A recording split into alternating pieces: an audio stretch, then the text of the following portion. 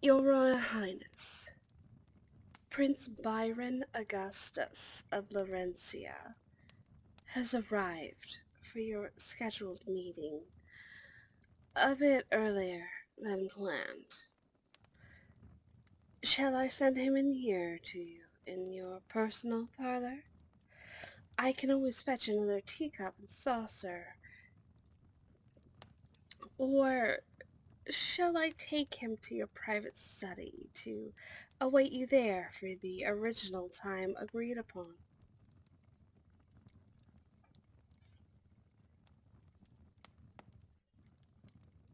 Very well, then. I shall bring him here, then. Shall I fetch another teacup or saucer? Or are we not being that nice to him just yet? If my princess should bid me to be polite but aloof, then that is how I shall be.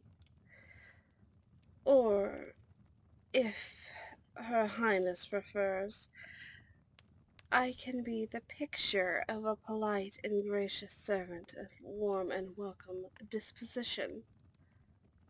Your wishes, milady?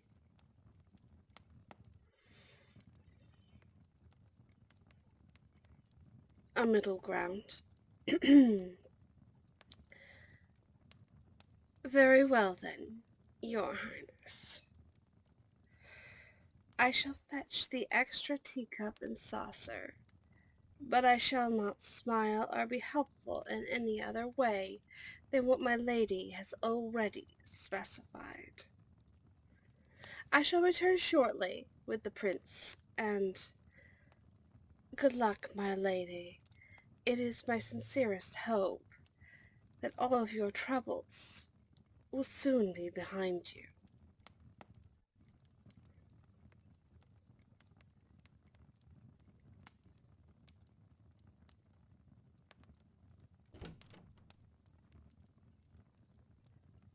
Please go on inside, Prince Byron, and have a seat. I shall fetch a teacup and saucer for you. The princess was not expecting company quite so soon. Quite alright. I am rather ahead of schedule after all.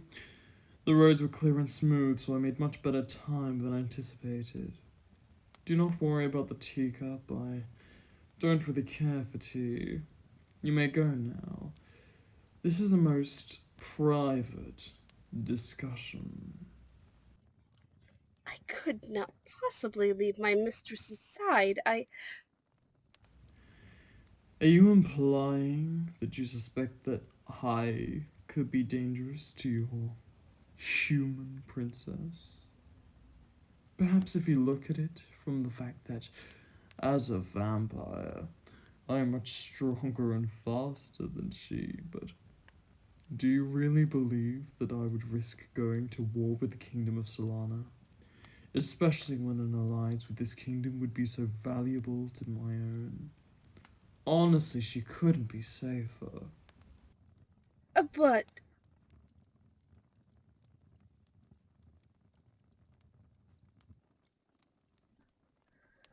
your highness, are you certain you are comfortable being alone with him? If other servants were to hear of it, well, people might talk. I really think I should remain to supervise, just in case he tries to claim anything happened. You have a witness to say otherwise. I beg your pardon?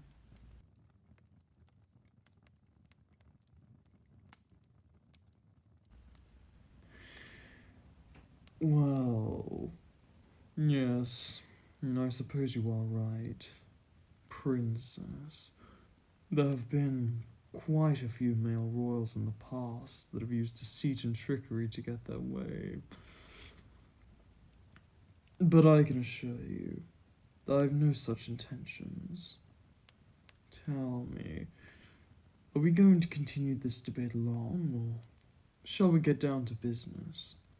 And as I understand it, you're on a bit of a time crunch, aren't you? Tick-tock, princess. Tick-tock. And it isn't like there are too many vampire princes in the neighbouring kingdoms willing to wed into a family with the misfortune of a daughter being born human. Quite a concerning anomaly. The humiliation of it happening again, oh dear. I, however, have a much thicker skin. I do not give a rat's arse what others think of me, or what I do. It's my own business how I run my life in my kingdom. Such audacity! My lady, shall I fetch the king? She said we're fine, and you may go now. So do as your mistress commands, and leave us for a time. You'll be summoned again when you are required.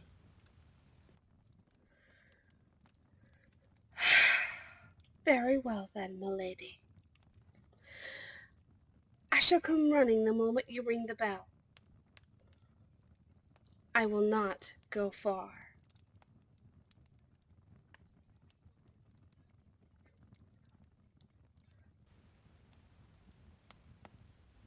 Alone at last. Now then, shall we truly get down to business?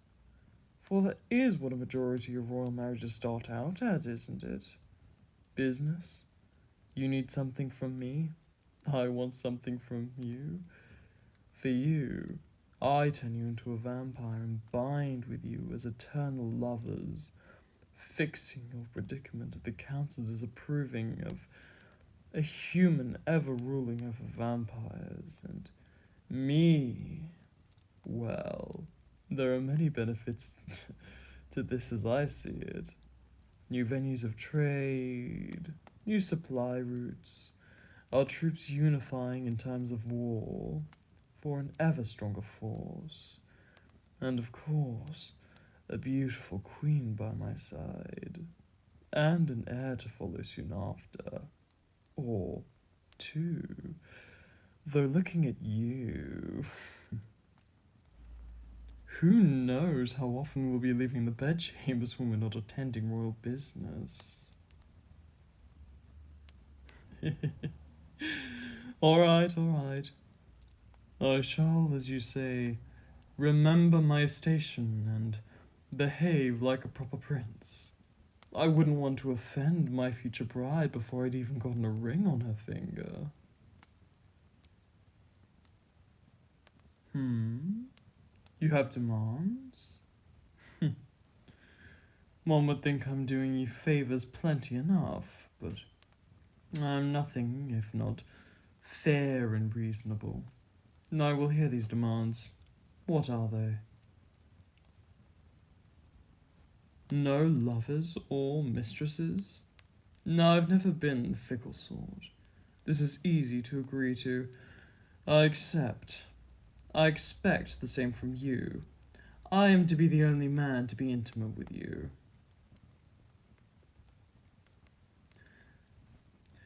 Keep you included in all political decisions? Very well, then. We shall discuss all political matters together before a decision is made, but that means you owe me the very same courtesy. Neither of us will make large decisions without the other. Anything else?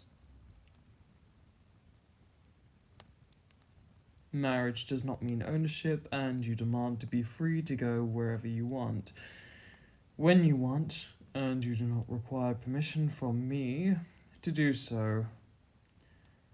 To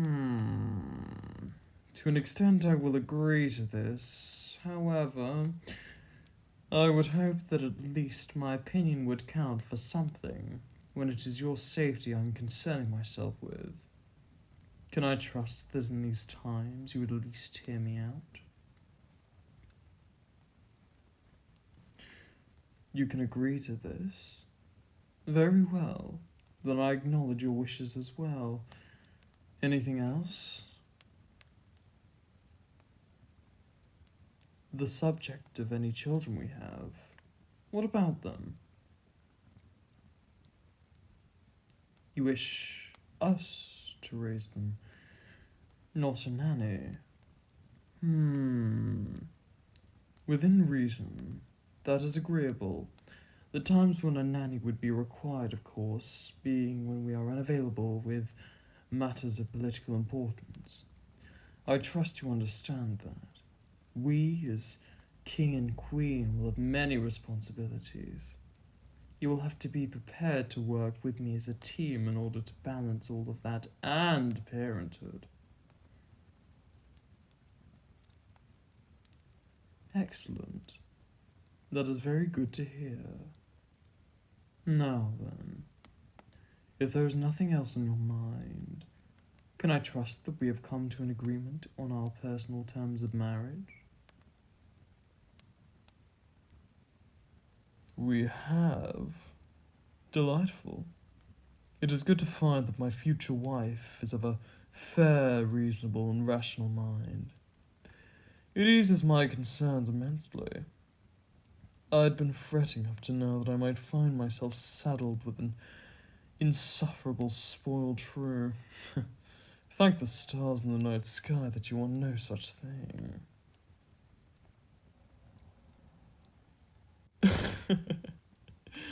You say you are grateful that your future husband is not an unreasonable, tyrannical brute?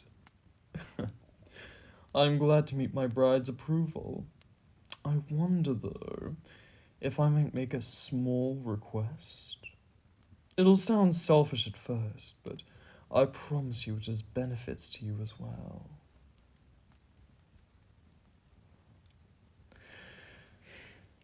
What I wish to ask of you is to have a small taste of your blood. Up until the wedding, before we are married and you turned into a vampire as you always should have been, no doubt there are those against us, those that would view your circumstances as an opportunity to usurp your father's throne. If I ingest even a small amount of your blood, I will know where you are at all times and be able to feel your more intense emotions. And thus, if you were to find yourself in danger, I would know and be able to promptly come to your aid, or at the very least send help. Will you agree to this request?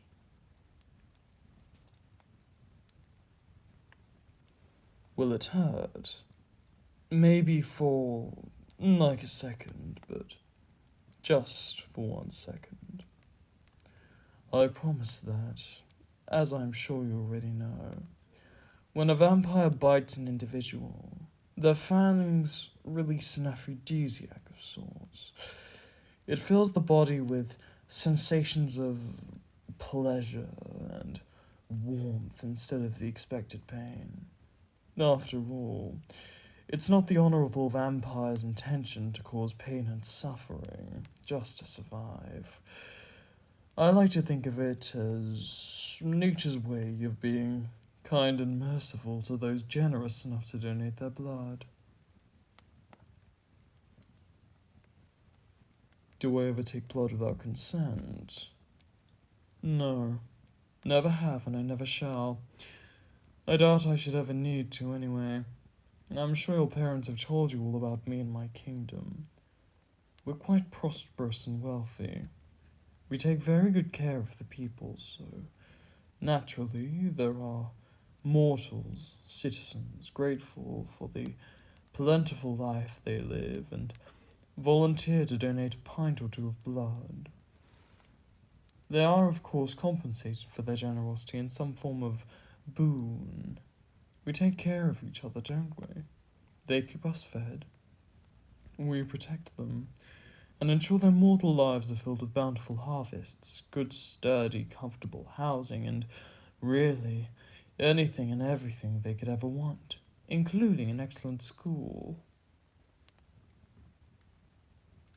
Yes, like your own family, we don't believe that just being we are of superior species that we should mistreat our subjects. They are the foundation of everything. They deserve to be respected as such. Now, about my suggestion, what say you?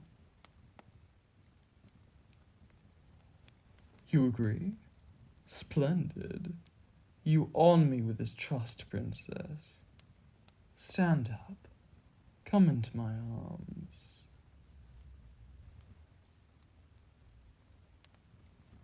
Yes, we'll do this now. I do not trust any who would challenge this union to not try and abduct my bride before the wedding can take place. Do not worry. I will make this a pleasing experience. Now, come here to me.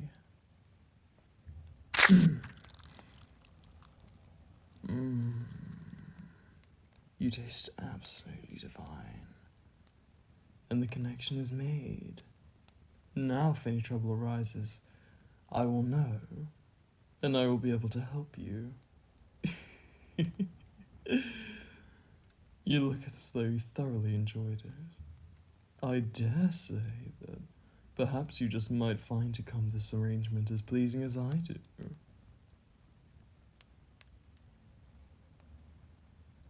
Yes, why wouldn't I be looking forward to this? Aside from the power gain and political perks, my bride-to-be is beautiful and has a certain fire that I find to be quite desirable. Come with me to the balcony now. I have a while before I must take my rest. I should like to enjoy the remaining time of starlight we have, with my bride and my future queen by my side.